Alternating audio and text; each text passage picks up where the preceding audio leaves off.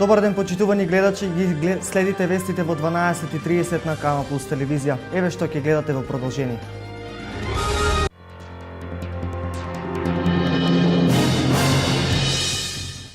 Премиерот Никола Груевски со став околу најавата за експертска и транзицијска влада, за евентуалното напуштање на коалицијата од страна на ДУИ и за изјавите на Зоран Заев.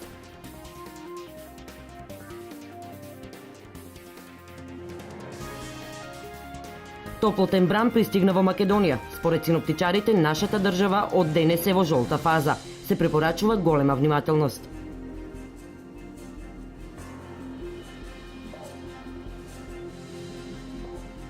Втор ден од Европското првенство во сумоборење. Во вчерашните борби повеќе македонски надпреварувачи се закитија со медали.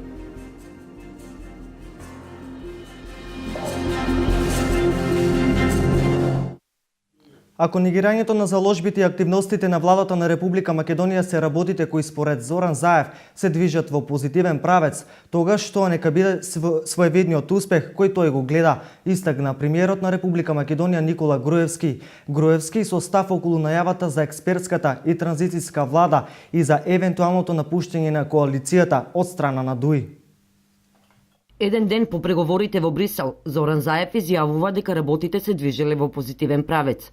Ако успорувањето и негирањето на заложбите и ангажирањето на македонската влада е позитивното кој го гледа председателот на социјалдемократите, тогаш токму тоа изгледа е своевидниот успех за кој зборува, истакна премиерот на Република Македонија Никола Груевски. Па ако за него позитивен правец е да се кочат преговорите, односно да завршуваат со неуспех и со тоа да се прави штета на Македонија, пред се на македонската економија, на отворањето на нови работни места, на привлекување на инвеститори, на имиджот на државата, тогаш тоа е своевиден успех што тој го доживува како успех.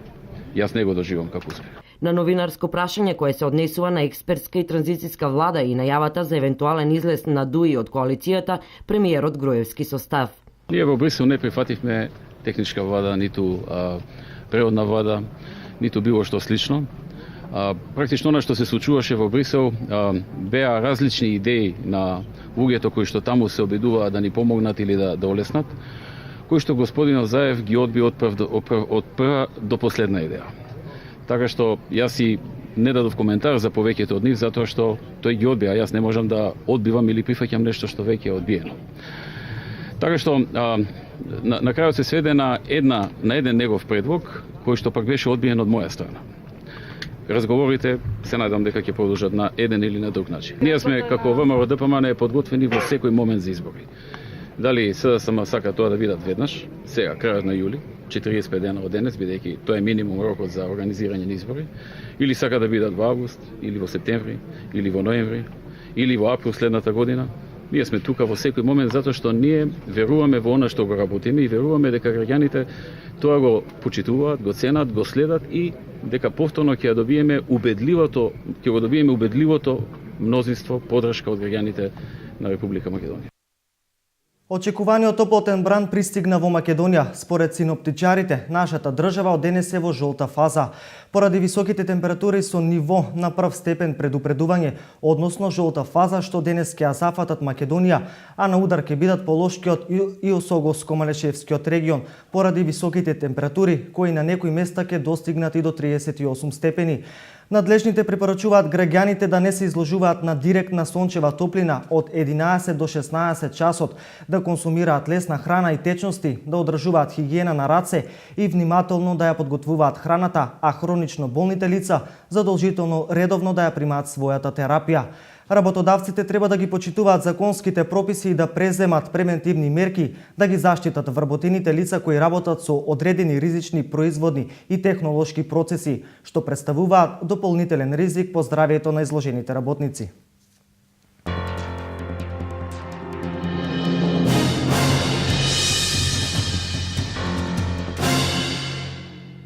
До крајот на овој месец ќе се знае дали општина Пробиштип ќе ги модернизира грбот и знамето на општината. Ова е веќе трет обид за заинтересираните, кои при изработката треба да следат едно правило, а тоа е на грбот и знамето да се наоѓаат символи препознатливи за општината. Веќе по трет пат општина Пробиштип се обидува да избере нов грб и ново знаме на општината. постојат соодветни правила, односно да ги содржи препознатливите символи за општината. Треба да ги содржи сите автентичности на кои што се синоними за општина Пробиштип, накратко во 4-5 знаци да се стават во тој знак кој што меѓутоа и да се запазат хералдичките правила кои што важат за изработка на грб и знаме во Република Македонија. Јавниот повик е во тек. Повикот ќе трае до 29.6.2015 година. До тогаш сите заинтересирани гледачи на вашата телевизија и наши сограѓани од целата република ќе имаат право да учествуваат на овој јавен конкурс, да понудат своји соодветни решенија за избор на грб и знаме на општина Пробиштип и да бидат најпрви разгледани од комисијата. Предлозите кои ќе бидат усвоени од општина Пробиштип заедно со комисијата ќе бидат официјални знаци за грб и знаме. За оние кои ќе ги изработат, односно оние кои ќе бидат избрани за изработка на истите, следува парична награда, и тоа 20.000 денари за грб и 20.000 денари за знаме. Предходните два обида не биле прифатени бидејќи не биле соодветни. Заинтересираните деталите може да ги погледнат на веб страницата на општината и на Бирото за јавни набавки. Освен нелојална конкуренција, приватните продавачи кои своите тезги ги поставуваат пред градскиот пазар во Штип и на тротоарите во близина, представуваат грда слика и проблем за движење на пешаците и автомобилите. Се очекува реакција од страна на надлежните органи. Се враќаат дивите продавачи по тротоарите околу градскиот пазар во Штип. Појава која освен естетска има и законска бариера, бидејќи согласно правилникот на работната единица градски пазар, продажбата на пазарните вишоци се врши единствено во кругот на градскиот пазар. За таа цел во оградениот дел постои потребната инфраструктура која е доволна да ги прими сите заинтересирани трговци и производители. Имаме околу 70 продажни места на располагање, така да сме спремни за уште поголема понуда на пазарот да ги сместиме продавачите. Меѓутоа, не сите ги почитуваат овие правила. Луѓето што имаат закупено тезги кај нас, се жалат и кај нас, али ние сме немокни за таа работа. Ги известивме надлежните за проблемот, па треба да постапат. Ево, например, паркингот е направен. Тезги диви продавачи кои што ги викаме ние со загрозни сообраќајат и паркингот и под паркингот улицата Судиска меѓу продавниците, така да е загрозени безбедноста на пешаците и на возачите. Ваквата продажба им создава нелојална конкуренција на оние кои за закупот на тезгите имаат одредени давачки. Не е вред. Не е воопшто. Тоа треба да се заинтересираат надлежните органи, затоа што тука се плаќаат давачки, надвор тие ми одзимат ги работите. Да, муштериите ги одзимат. Прометот е намален катастрофа, 90% е намален од ланскиот. Поради ова се поставува прашањето дали и кој може да изстави крај на ваквата појава. Надлежните органи, се знае кој се сообраќаат и за дивите продавачи. Најлековитиот и најароматичен чај расте во планинските предели на село Габров Делчевско. За неговата благотворна дејност посведочуваат разните легенди останати од турско време, а своји истражувања и потврда за тоа има и од примариус магистар Илчо Захариев. Најароматичниот чај што воопшто постои, а воедно и многу лековит, расте на наши простори. На планината Планица на македонска и бугарска територија, во близината на село Габрово Делчевско. По местоположбата, собирачите на чаеви го нарекуваат габровски, а фармацевтите, меѓу кои магистер Илчо Захариев, кој вршел испитување во алкалоид, го нарекуваат Сатуреа субспиката вариетет македоника. Значи, кога отидете на пазар во Делчево сабота, првата работа ќе ви падне дека голем број на луѓе од село Габрово и од село Ветрен продаваат еден чај врзан во снопчиња и го викаат габровски чај или чај од планината Планица. Вариетет македоника името и го дадов јас затоа што име на бугарска територија, па в Бугарија се и крсти булгарика. Инаку да кажам дека тој е многу автентичен чај, расте на карпистите делови, каде има карбонатни карпи. Проблемот е во тоа што постепено се искоренува, затоа што луѓето берат се корен, а таа е повеќе годишно растение. Ако вие откорнете едната година нема да најдете на тоа место. Инаку представува едно од најароматичните наши лековити растенија, има многу етерно масло, концентрација на етерно масло се движи некаде од 0,5 па до 2%. И јас свршив испитување на тоа лековито растение во алкалоид и покажавме дека поароматичен чај од тоа растение нема. Но во тоа ароматично растение и во тоа етерно масло има две хемиски соединенија, деривати на фенол. Тоа е тимол и карвакрол. Значи во етерното масло ги има над 50%, а тие се природни антибиотици и фитонциди. Габровскиот чај е природен антибиотик, неговите лековите својства имаат широк диапазон, за кој зборуваат и самите фармацевти, а најпознат е како подобрувач на имунитетот и отпорноста на организмот. Така да, кога ќе отидете во Делчево да го купите чајот, ќе ви кажат дека сајвер е најдобро да се пие чај, габровски чај, нели? А јас тврдам дека за лекување на градни болести, значи дали е бронхит, бронхијална астма, дали имате сува кашлица, при појава на синузити, дали се максиларни, потоа при воспаление на грлото, воспаление на жлебините, пролив, представа извороден чај. Чај кој подобри имунитетот и отпорноста и верувам дека сите оние што го пијат тој чај во зимскиот период ќе има добар имунитет, нема да се разболат од грип, ниту сезонски респираторни заболувања. Цветовите може да бидат и бели, и виолетови, но и црвени. Со текот на времето оксидираат, така да кога вие ќе го направите чајот, према убава жолтеникава боја, па бојата постепено на чајот темне е, но неговата лековитост е навистина огромна. Мораме да го зачуваме за идните генерации, бидејќи тоа е вариетет кој има само таму.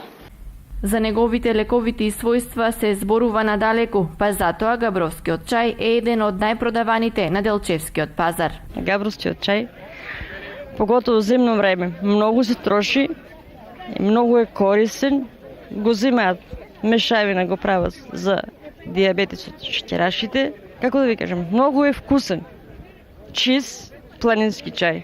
Највеќе турците го потребували. Кад се заминали за турско и останало наследство од турците за габровскиот чај. Кажува и други некои болести, турците, ама какво е било, не знам. Тоа уште 55 кад се ушли за Турција, останава тоа наследство и до ден денеска. Да ги послушаме советите на стручните лица во екот на собирањето на чаеви од планинските падини, да се внимава, да не се уништува, бидејќи габровскиот чај треба да остане и да лекува многу генерации.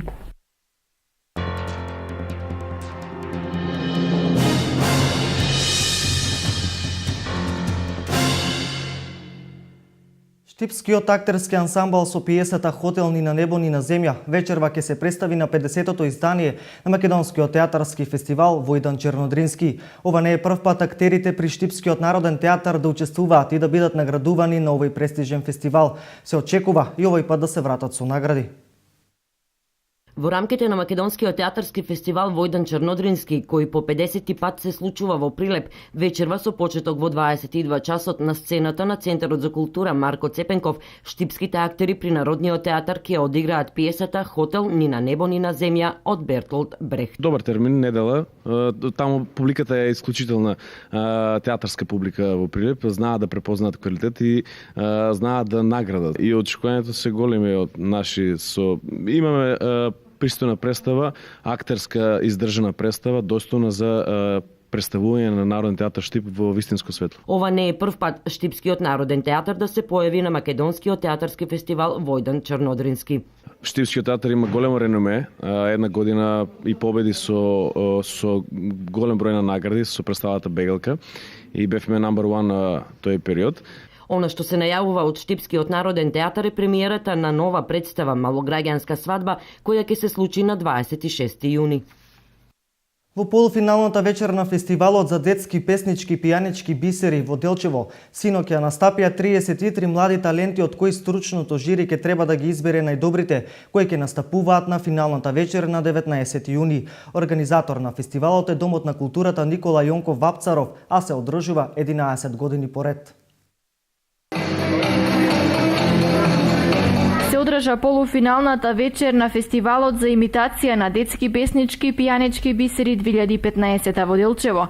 11 година поред Националната установа Центар за култура Никола Јонков Вапцаров со поддршка од Министерството за култура го организира овој фестивал, кој им дава можност на дечињата од Делчево да го покажат својот талент за пеење и да им се исполни желбата да блеснат на сцената во спомендомот Асном.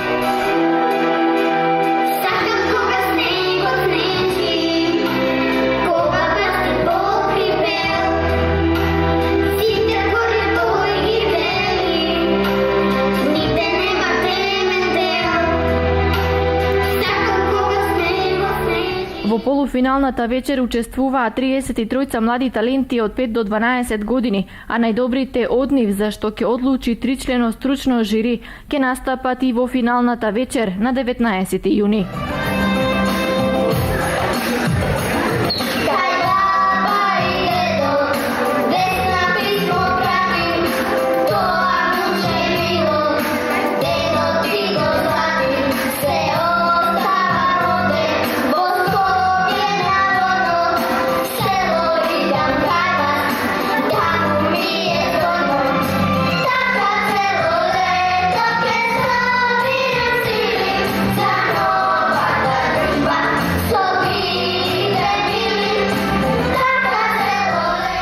За најдобрите пак во финалната вечер ќе се доделат прва, втора и трета награда од стручното жири и прва, втора и трета награда од публиката.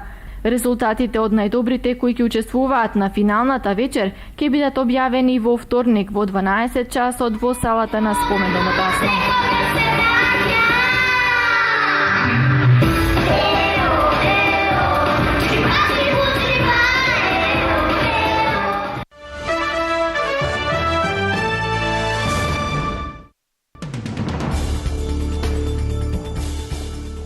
Најмалку 11 луѓе ги загубиле животите во поплавите кои ноќта кон неделата ја зафатија грузиската престолнина Тбилиси, а повеќе се водат како исчезнати.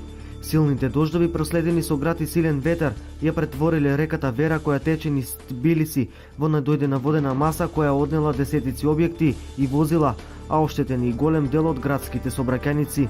Компјутерот на германската канцеларка Ангела Меркел беше предмет на хакерски напад против внатрешната мрежа на Бундестагот.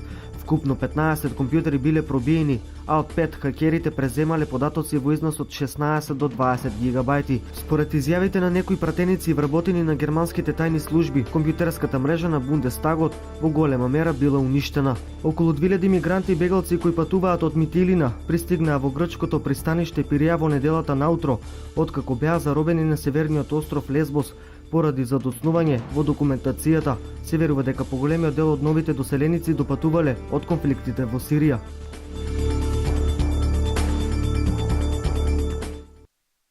Пред да се одјавиме, погледнете што забележа камерата на Канал Плюс телевизија која го следи во целост Европското првенство во најстариот спорт сумоборење, кое за прв пат се одржува во Република Македонија и тоа во спортската сала Јордан Мјалков во Штип.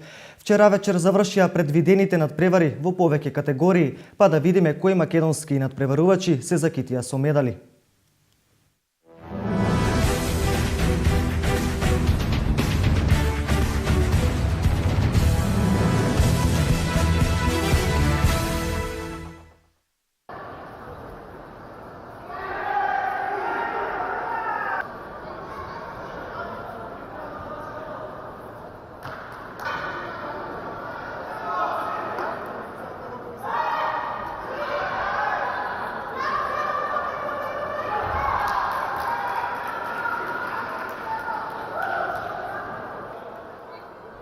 Вчера во Штип започна Европското првенство во сумоборење. Во салата Јордан Мјалков се надпреваруваа 200 надпреварувачи од Бугарија, Унгарија, Германија, Македонија, Холандија, Грузија и Велика Британија. Од Македонија има 19 надпреварувачи кои се распоредени во повеќе категории. Од вчерашните борби повеќе македонци се закитија со медали. Мишев Давид во категорија од 55 килограми освои прво место. Велинов Драган во категоријата од 75 килограми освои трето место и во истата категорија Шакиров Серхан од Македонија го освои првото место. Во категорија од 80 килограми Иванов Дарко го зазема второто место и Величковски Дарков во категорија 90 килограми го освои првото место. Најдоминантни надпреварувачи во вчерашните надпревари беа надпреварувачите од Бугарија, кои освоија повеќе први и втори места во машка и женска конкуренција. Денес надпреварите продолжуваат во сениорска конкуренција во текот на целиот ден во машка и женска конкуренција. Затворањето на ова европско првенство е во 19 часот, каде што ќе бидат доделени медалите за најдобрите од денешното надпреварување.